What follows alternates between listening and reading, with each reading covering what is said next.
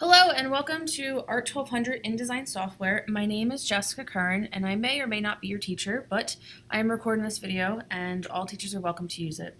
So if you are in my class, pay careful attention to what I'm saying, especially when I give specific details about certain things. But if you're not in my class, please use this video as a way of feeling comfortable navigating the course in Canvas, because whether or not you're in my specific section of Art 1200 InDesign Software, all of the sections are kind of set up the same way.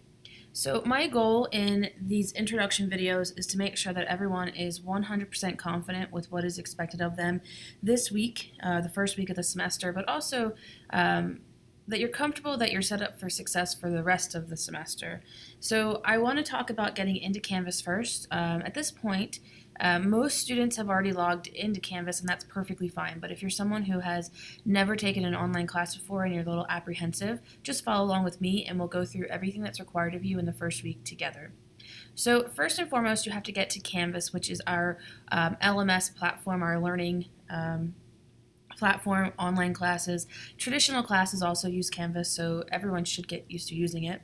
There are lots of different ways to get to Canvas. You can go to the Salt Lake Community College website and click on My SLCC and then choose Canvas, and that will take you to Canvas. I like to just go directly to Canvas. So if you type in slcc.instructure, instructure.com, you can go directly to Canvas. And what I like about it is the second time you go, all you have to type in is slcc.I, and it will kind of auto fill in for you. When you get to Canvas, you have to log in using your My Page username and password, or I guess they've just, starting with the spring 2017 semester, changed it so it's my.slcc.edu, but it's the same idea. And so I have my username, and I'm going to double check that my password is correct, and then go ahead and log in.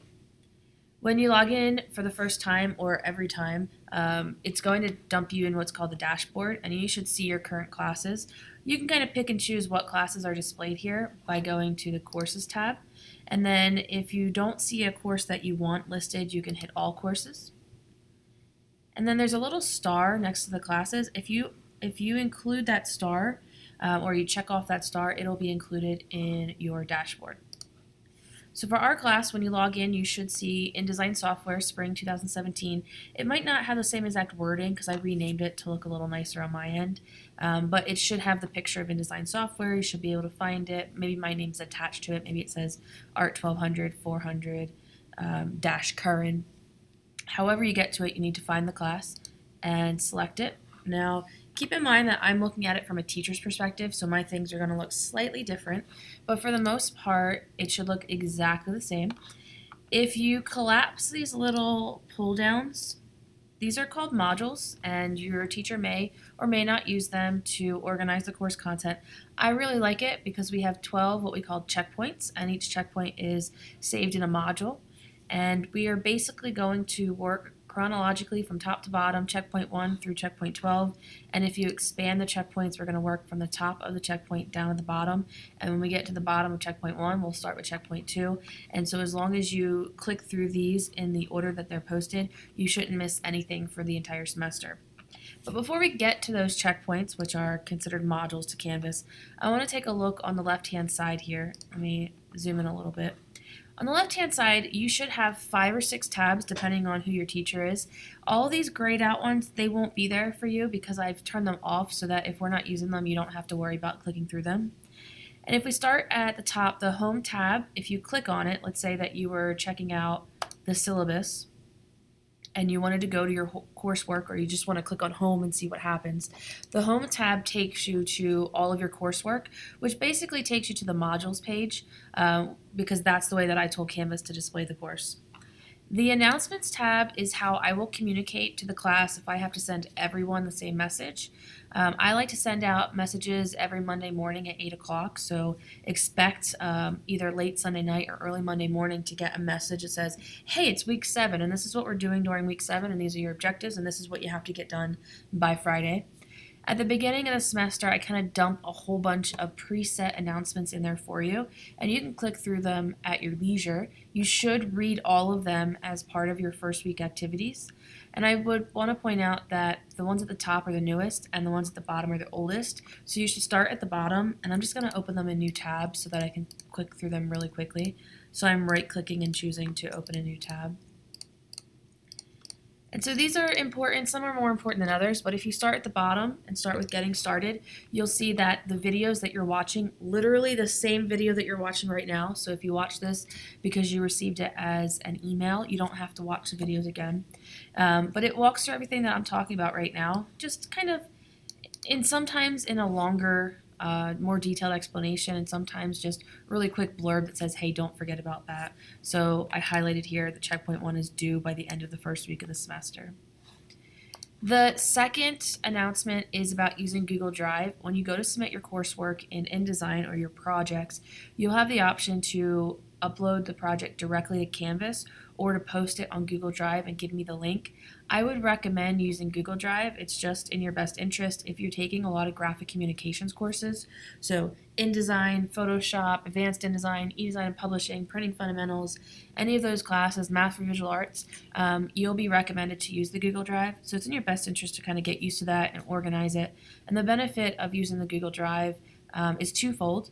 It is faster to upload and download from Google Drive. Canvas is notoriously slow when you, as a student, are trying to upload files. But then also, you get access to your coursework after the semester ends. So when the end of the semester comes, a week or two later, your course will disappear and you won't have access to it, so you won't be able to download your files if you need them. If you are a graphic design student and you're taking graphic communications as part of that degree, you need to keep all of your coursework because they require you to post it on an e-portfolio in preparation for creating your final portfolio at the end of your time here at Salt Lake Community College. So it's really just in your best interest to use Google Drive for organization, for speed of download, and just so that you get access to your coursework after the semester ends. Okay, the next tab is a download if you want to download it.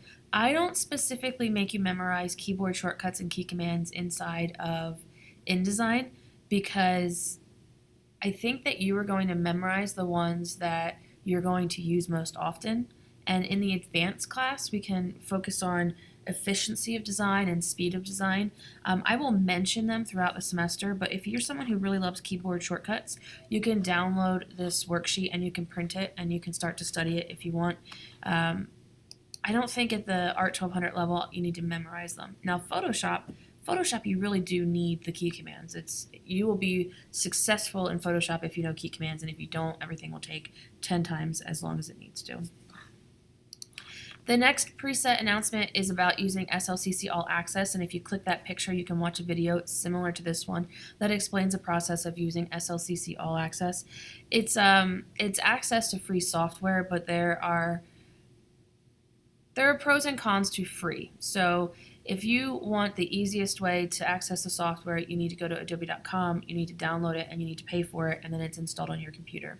If you choose to use SLCC All Access or some of the free options for accessing the software, they're not going to be as easy. There's going to be caveats that say you can use it certain times and not others, or you're going to have to be on an SLCC campus, etc.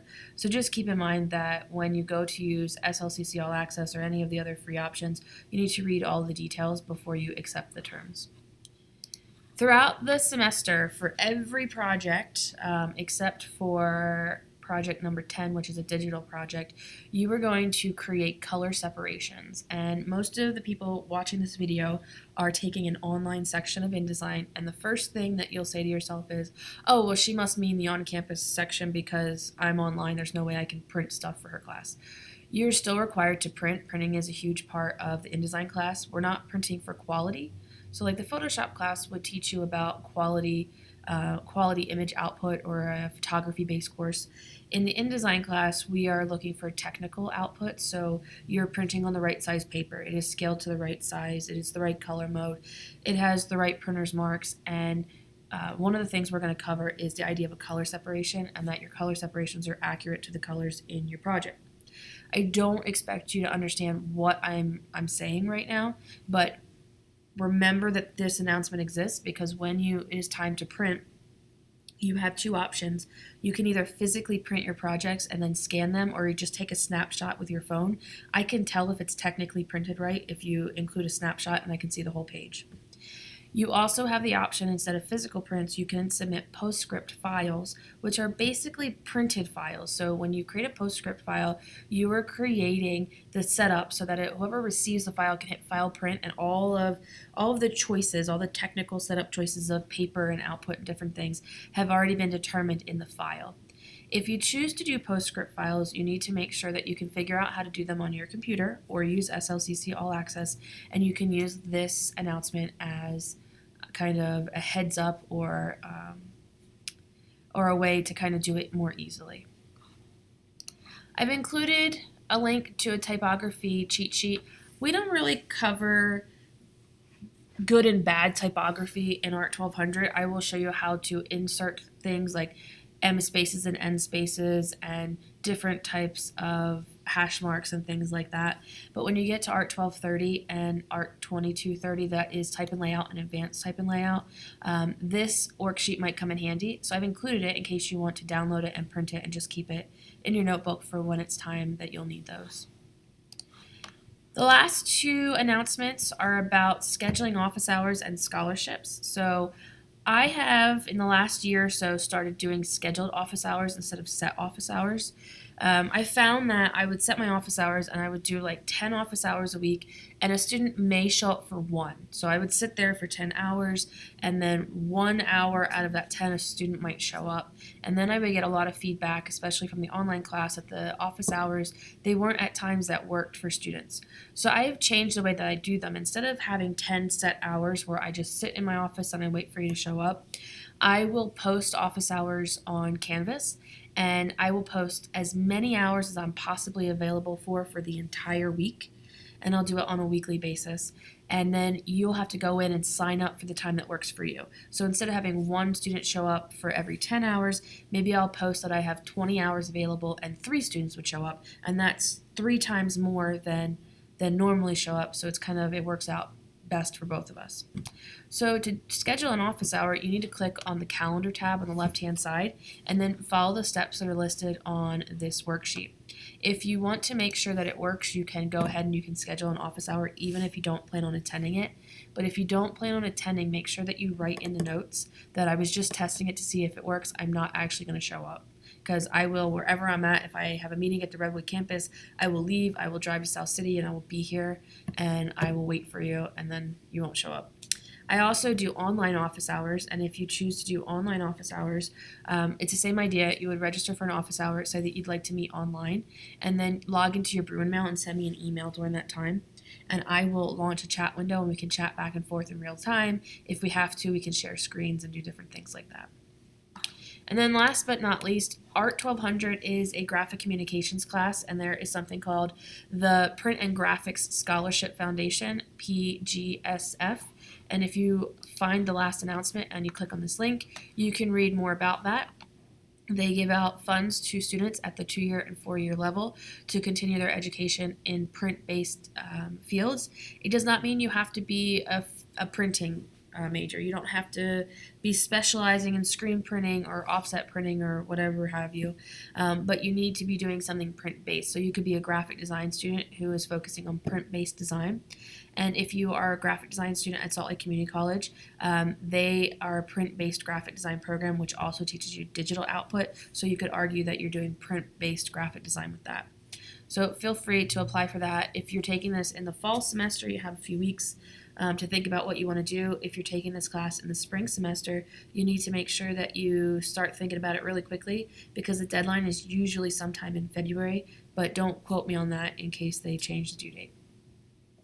Okay, I'm going to end this first video, and when we pick up the next one, we'll talk more about Checkpoint 1.